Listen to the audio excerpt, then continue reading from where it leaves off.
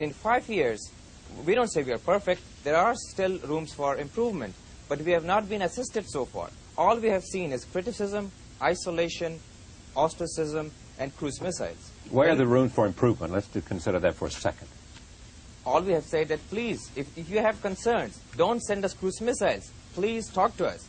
We have not been recognized so far. We have not been assisted so far. We have been under sanctions.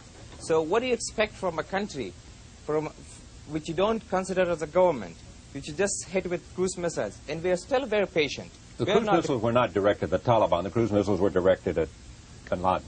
Whatever. Did they kill Bin Laden? And what is the justification for killing a man without even giving him a fair trial? Did they kill him or did they kill him? Oh, I think they're very prepared to give him a fair trial if he would like to present himself for trial. We were not asked that he was needed. And how do we know that he is? May I interject myself here? Please. I think this illustrates the problem. You see, Mr. Hashmi lives in Afghanistan. His primary concern is not protecting U.S. embassies and U.S. destroyers. Now, of course, I don't agree with him, and I don't agree with the policies of the Taliban.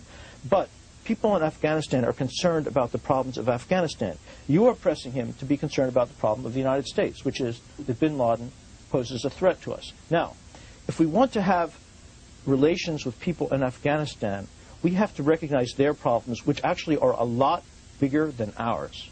And we have much more capacity to help them with their problems than they have to help us with ours. Okay. Let me take that point. It's a very good point. Remember, though, when I asked him why he was in the United States, he said to talk with, he make some speeches at universities and also talk to people in the State Department about a series of issues of concern to them, including bin Laden. I mean, that was clear from my first question. And so, therefore, bin Laden becomes part of the conversation. And I assume he's asking for evidence, and the United States is prepared to tell you why they think he is, in fact, a terrorist. Moving beyond that, though, what is it you want the government to do other than not to send over cruise missiles or whatever else, those issues that you laid? What is it, what would have been an appropriate response for you from the United States about Taliban problems? Well, we would first like the United States not to recognize a rebel group in Afghanistan first. Not to support Massoud or what? Exactly. We have not been recognized so far. The United Nations seat is given to them, and we are under sanctions. So we have said that they have to engage with us. They have to consider us as a government and then talk to us about their concerns.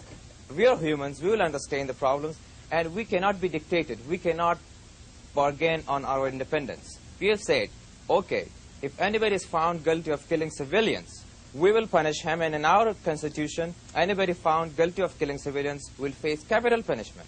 So could you please help us and give us some sort of assistance, some sort of evidence that could lead to bin Laden's involvement in those activities? Mr. Rubin may think this is silly, but let me just bear with me 1 second. If there was evidence that Mr. bin Laden had something to do with the killing of someone because he, through a series of chain of command, influenced terrorism that killed children, you would put him on trial for life. Is that right? We did put him on trial for 45 days. We asked the United States, Kenya, and Tanzania to give us some sort of evidence. Nobody did give us. And now we have come to a decision that maybe the United States is looking for a boogeyman always. Because if they really have concerns from bin Laden, they have to talk to us. We have a full-time job reconstructing our country. We don't want foreign problems for us. But we have not been talked to. All is that we have seen is we are being bullied.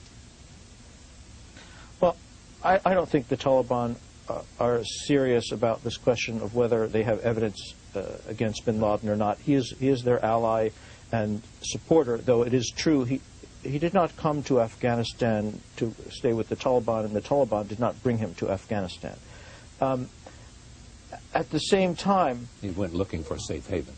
Yeah, and when he went back to Afghanistan from Sudan in 1996, he did not go to an area which was controlled by the Taliban initially. He went to an area that was controlled by people who are now allied with Massoud, namely the people who were in Jalalabad, and later he became linked to the Taliban.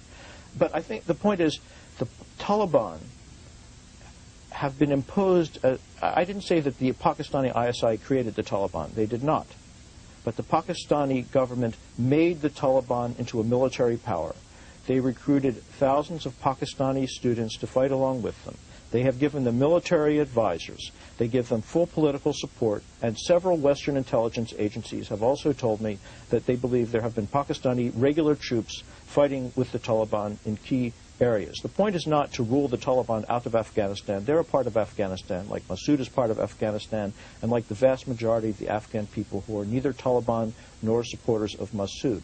But the point is that Pakistan, which is the real source of the problem in a way, should not be trying to impose a government of its liking on Afghanistan. That prevents the dialogue that is necessary within Afghanistan among the various parts of the Afghan people. It is also true that Iran, Russia, and other states are, I would say, primarily reacting to Pakistan's policy in Afghanistan by supporting the other side. And the dynamic of the relationship between the United States and Pakistan has considerably changed from what it was, say, 5 or 6 years ago. Yes, and I hope that the Taliban and also their political advisors in Pakistan understand that. They may think that because the Republicans are back in power, they can restore the friendly relations that they had in the 1980s when they were fighting communism together. But that definitely is not the case, because this administration is going to take a tougher line on terrorism, I believe, than did the Clinton administration. And what do you think that might mean? How would that manifest itself, that toughness? Well, I think it means that we are much less likely to consider various policies that I think would be much more helpful, which is to say seriously engaging not just with the Taliban, but with other Afghan forces as well, but also with the Taliban, without recognizing them as a government, over the issues of the drought, of the need for reconstruction, of the need for them to have friendly relations with all the countries around there, and to work with other donor countries to put some serious money on the table, not to give it unconditionally when very important conditions haven't been met, both about terrorism and also about the equality of women, but to show that there is a serious willingness to address the real problems of Afghanistan. I think we should criticize and we should make demands about these things, but we shouldn't only do that. We should recognize there are vast human problems that are partly of our making, and we have a responsibility and also an interest to address them. Our making because we were a player in the Civil War, because we came to on the side of the forces fighting the Russians? That was the right thing to do. That's what I thought. But so why is the problem our making then? Because we supported the rebels? There were different ways of doing that, and there were different rebel groups. We subcontracted our policy to Pakistan. We did not pay any attention to what a future government of Afghanistan might be like, because we thought the Soviet Union would never withdraw. So we supported the most extreme groups. We also created this fragmentation that Mr. Hashmi spoke about by giving these weapons not just to 7 different parties, but to anyone who came and asked for weapons and said they were fighting the Soviet Union. So you had a huge spread of criminality, of smuggling, of killing, of theft. So we made it almost impossible. And when people from the old royal regime in Afghanistan tried to form a common political front, Pakistan stopped them from doing that because of their political differences with the old royal government, and we supported Pakistan in doing that. So while we were right to support the resistance, the way we did that contributed to the policy, to the problems that Afghanistan has today. And then, after the Soviet Union withdrew and collapsed, we walked away from it, and we gave some humanitarian aid, but the quantity was pitiful compared to the huge amounts of money we had spent on the war, and it continues to be. Mr. Hashmi, do you think, explain to us and to this audience why it was necessary to change the policy of the Taliban and destroy the Buddhist statues? Well, we have said that the problems in Afghanistan are not our creations, and we have been saying this again and again. And if we were to destroy those statues, why didn't we destroy them 3 years ago? So the problem is so funny for us. This is not that serious problem in Afghanistan as it is for you. Your government is killing people in Afghanistan, killing innocent children. You don't see them by the economic sanctions. 700 children died of malnutrition a month ago. So it is so funny for us that if a country is destroying our future with economic sanctions, so how do they worry about our heritage? Look, first, the sanctions against Afghanistan, some of which I don't support, are not economic sanctions. There is no trade sanction against Afghanistan. There's a sanction against the airline, which I think is mistaken.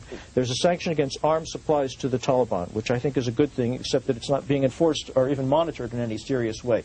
Those children did not die because of those sanctions. Well, if we, sorry to intervene, if we can't fly outside and buy medicine, who suffers? If we can't go and sign contracts, we had a contract with Kazakhstan asking for 95,000 metric tons of wheat, and we shipped some of that, and because of the sanctions, it stopped. We had a contract with Bangladesh that we imported rice from them, and because of that, we can't do it anymore. So who suffers? Even if you can't say it is Taliban specific. It is ridiculous. Because if we can't go outside and ask people to invest in Afghanistan, of course the people suffer. Well, I don't know about those contracts. The other sanctions in Afghanistan which have had the biggest effect are the Taliban sanctions against the areas of the country that are controlled by the opposition. And I should just add that talking about killing people in Afghanistan, recently Taliban troops who retook an area of central Afghanistan massacred several hundred civilians. And the opposing side, in other cases, massacred several thousand Taliban prisoners. So there's lots of killing going on. We have said that war is not a festival, and we are against war. We are making order out of that war zone, and we have done it to 95% of the country. The problems in Afghanistan is neither political nor ethnic. We don't say that it's ethnic, neither the opposition says this. You may think it's political, it is not. The problems in Afghanistan is the existence of arms, and we have said that anybody who has arms, we are against them. They have to give us their arms, or we will disarm them by force, and we have done it. There were many alliances, you know, Mr. Robin. In Kabul, there were many alliances. Then there were many governments. And then because of existence of arms with everybody, then they would fight again and destroy the whole country. So we have said that we have no problem with anybody being in the government, provided that they are disarmed. We cannot accept an armed opposition within our country. Now, if I could say something about that, that is, I would say, a partial truth, and the part of it that I agree with is very important, and it's hard for people in this country to understand, which is the problem in Afghanistan has not been just who's going to be in control of the government. The problem in Afghanistan is that there was not any government. That is, the state collapsed, and all kinds of people had arms. So if someone was murdered, the only thing you could do was get some weapons yourself and try to kill the people who murdered the people in your family.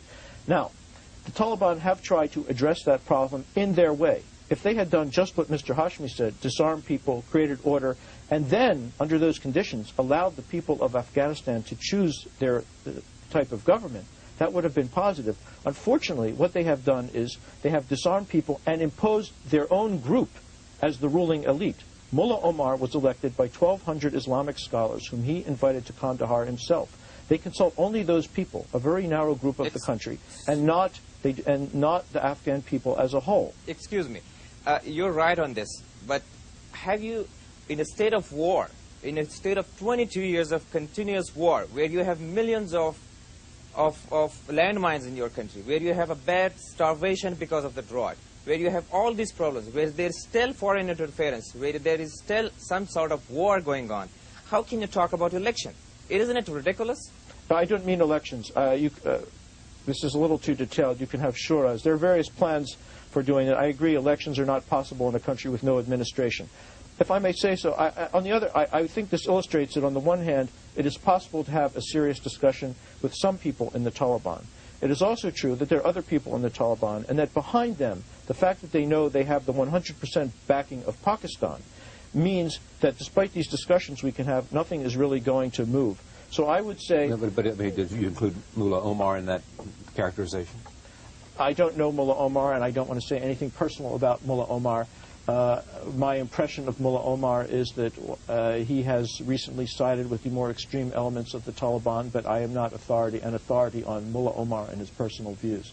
But I think what is most relevant is that those most extreme elements within the Taliban who are dominating them, and there have been a number of reports about that recently, understand that they have the full military, political, and financial backing of Pakistan, and therefore they don't have an incentive to take this kind of discussion that we are having and carry it to a conclusion. Mr. Robin, the problems in Afghanistan is not because of lack of arms. The problems in Afghanistan is because of abundance of arms. We don't need arms.